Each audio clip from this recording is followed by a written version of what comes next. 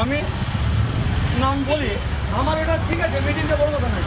এখানে মেলোডিয়াসের উল্টো দিকে একটা ইলিগাল কনস্ট্রাকশন রাস্তার উপরে আছে ক্লাবের নাম করে। এটাকে হয় আমাকে এক্ষুনি গাড়ি নিয়ে আসে ভাঙতে হবে, নইলে আপনি এটাকে আলিয়াস পসিবল এটাকে ভাঙার ব্যবস্থা করুন। পুরো রোডটা জাম হয়ে গেলে গাড়ি এটা সুন্দরবন মেলোডিয়াস একদম রাস্তার উপরে উঠে গেছে। আর তার এত বড় ক্ষমতা যে এরকম রাস্তার উপরে এগুলোকে এনক্লোজ করেছে এই চোর সরকার। এটাকে গাড়ি নিয়ে আসুন, নাহলে আমি নিয়ে এসে ভাঙবো কোদালপুরে দিয়ে। এটা একদম গাড়ি বলুন আজকে জন্য এটাকে ডিমোলাইজ করে, কোনো কথা নেই। তোমার জঙ্গলের রাজত্ব পেয়ে গেছে বাঁকুড়াটা। এদেরকে বলে বলে আমি হায়রান হয়ে গেছি। হ্যাঁ ভাই, মালপত্র সরাও সব।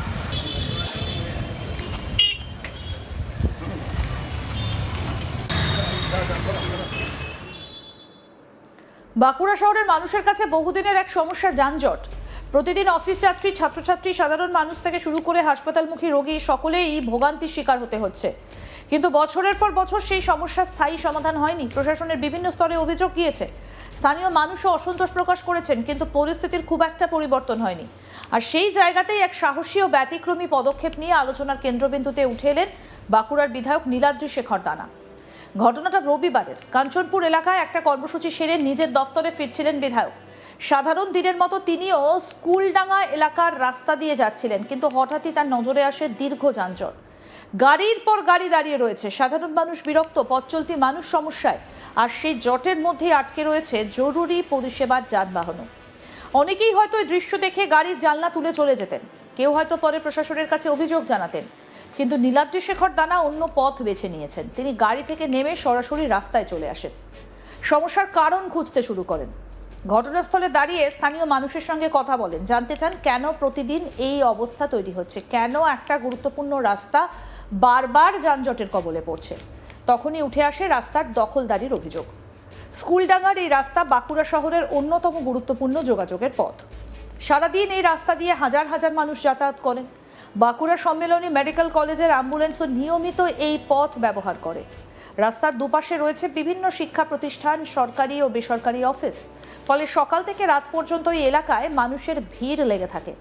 স্থানীয়দের অভিযোগ, কয়েক বছর আগে রাস্তার একাংশ দখল করে একটা ক্লাব তৈরি করা হয়। সেই ক্লাবকে কেন্দ্র করে পরে গড়ে ওঠে একাধিক দোকানও। ধীরে ধীরে রাস্তার জায়গা কমতে শুরু করে। একসময়ে যে রাস্তা দিয়ে সহজে যান চলাচল হতো তা সংকীর্ণ হয়ে পড়ে। ফলস্বরূপ বাড়তে থাকে যানজট। এই অভিযোগ সামনে আসতেই কার্যত ক্ষুব্ধ হয়ে ওঠেন বিধায়ক। তিনি স্পষ্ট ভাষায় জানিয়ে দেন, সরকারি রাস্তা কোনো ব্যক্তি বা গোষ্ঠীর ব্যক্তিগত সম্পত্তি নয়। সাধারণ মানুষের জন্য তৈরি রাস্তা যদি অবৈধ নির্মাণের কারণে দখল হয়ে যায়, তাহলে তা কোনোভাবেই মেনে নেওয়া যায় না। ঘটনাস্থল থেকেই তিনি ফোন করেন প্রশাসনের এক আধিকারিককে। মোবাইল ফোনে তার বক্তব্য ছিল অত্যন্ত স্পষ্ট এবং কঠোর। তিনি জানান, অবৈধভাবে রাস্তা দখল করে নির্মিত ওই ক্লাবের কারণে রাস্তা সংকীর্ণ হয়ে পড়েছে এবং প্রতিদিন যানজটের সৃষ্টি হচ্ছে, তাই অবিলম্বে ব্যবস্থা নিতে হবে। বিধায়কের কণ্ঠে ছিল দৃঢ়তা। তিনি বলেন, ওই দিন ওই অবৈধ নির্মাণ ভাঙার ব্যবস্থা করতে হবে, অন্যথায় তিনি নিজেই গাইতি কোদাল নিয়ে এসে সেই নির্মাণ ভেঙে দেবেন। দেখুন সেই ভিডিও।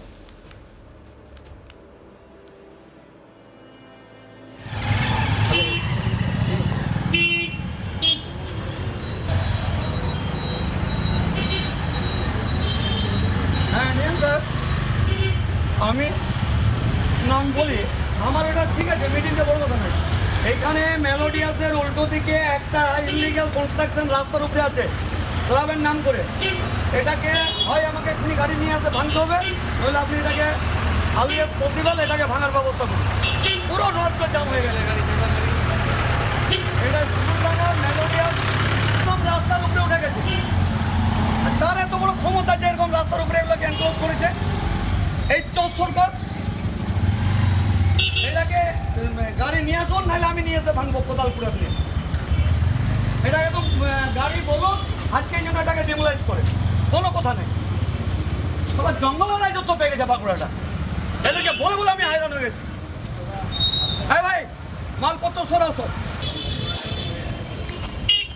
কি বলছেন বিজেপি বিধায়ক নীলাদ্রি শেখর দানা? আসুন শুনি তার বক্তব্য। সম্পত্তি, সরকারের রাস্তা বাবার সম্পত্তি, এগুলা কি চলছে? এখানে 3টে স্কুল কলেজ চলছে। কিছুদিন আগে একটা টিচারকে এখানে মেরে মৃতপ্রায় করেছে। ঠিক এই জায়গাতে ছাড়া হবে না একটাকেও, সব ভাঙা হবে আজকে। আমি ডিএম সাহেবকে বলে দিলাম, সম্মানীয় ডিএম সাহেবকে, যে আপনাকে আমি আজকে 3টা সময় দিলাম, এটা পুরো পরিষ্কার চাই আমার। পুরো রাস্তা ক্লিয়ার থাকবে, পুরো রাজপথ, পিডব্লিউডি রোড, তার যা এরিয়া তার ফাঁকা থাকবে। মনে হচ্ছে আগেকার রাজ্য সরকারের দাপটে এগুলো চোরগুলো সব ছিল এই এলাকায়, চোর আছে প্রচুর, তোলাবাজ, একটাকেও ছাড়বো না আমি। এখনো পর্যন্ত তাদের দাপট যদি দেখা যাচ্ছে, কি বলবেন? প্রত্যেক কোটাকে একদম জেলের ভাত খাওয়াবো। যারা দাপট দেখাচ্ছে তাদের জেলের ভাত খাওয়াবো, আর তারা যেই জনগণের সম্পত্তি লুট করে রেখেছে সেগুলোকে নিলাম করাবো। আমি নীলাদ্রি দানা 40 বছর করছি, আমার উপরে অনেক মিথ্যা মামলা করেছে এরা দমানোর জন্য, আর জনগণ আমার পাশে দাঁড়িয়ে আমাকে এখানে নিয়ে এসেছে। আমি জনগণের হয়ে দাঁড়িয়ে এই মিথ্যুক অত্যাচার, চোর সরকার, তাদের বিরুদ্ধে যাব। আমি মৃত্যুকে প্রমাণ করি না আমার নিজে, এদেরকে আমি শেষ দেখে ছাড়ব। সম্পত্তি এই বক্তব্য প্রকাশ্যে আসতে এলাকায় ব্যাপক চাঞ্চল্য ছড়িয়ে পড়ে, কারণ সাধারণত রাজনৈতিক নেতাদের বিরুদ্ধে প্রায়শই অবৈধ দখলদারি বা বেআইনি নির্মাণকে প্রশ্রয় দেওয়ার অভিযোগ ওঠে। কিন্তু এখানে দেখা গেল সম্পূর্ণ উল্টো ছবি। একজন নির্বাচিত জনপ্রতিনিধি নিজেই রাস্তায় নেমে সরকারি জমি উদ্ধার করার দাবি তুলছেন। শুধু ক্লাব নয়, রাস্তার ধারে গড়ে ওঠা একাধিক দোকান নিয়েও কড়া অবস্থান নেন তিনি। স্থানীয় ব্যবসায়ীদের সঙ্গে কথা বলে তিনি রাস্তার জায়গা ছেড়ে দেবার নির্দেশ দেন। তার বক্তব্য, জনস্বার্থের থেকে বড় কিছু হতে পারে না। কয়েকজনের সুবিধের জন্য হাজার হাজার মানুষকে সমস্যায় ফেলা যাবে না। বিধায়ক নীলাদ্রি শেখর দানার এই পদক্ষেপ অনেকের কাছেই সাহসী প্রশাসনিক হস্তক্ষেপ হিসেবে ধরা পড়েছে, কারণ তিনি শুধু বক্তব্যই রাখেননি, সরাসরি ব্যবস্থা নেবার জন্য প্রশাসনকে সময়সীমাও বেঁধে দিয়েছেন। তিনি জানান, জেলা প্রশাসনকে 24 ঘন্টা সময় দেওয়া হয়েছে। এই সময়ের মধ্যে অবৈধ নির্মাণ এবং রাস্তা দখলমুক্ত করার কাজ শুরু করতে হবে, অন্যথায় তিনি আরও কঠোর অবস্থান নেবেন। তার বক্তব্য ছিল আরও তাৎপর্যপূর্ণ। তিনি বলেন, সরকারি রাস্তা কোনো ব্যক্তিগত পৈতৃক সম্পত্তি নয়, জনগণের করের টাকায় তৈরি এই রাস্তা জনগণেরই সম্পদ। গাড়ি নিয়ে আসুন, নাহলে আমি নিয়ে এসে ভাঙবো কোদালপুরে। আরও আপডেট পেতে দেখতে থাকুন আজ তাক বাংলা, সাবস্ক্রাইব করুন।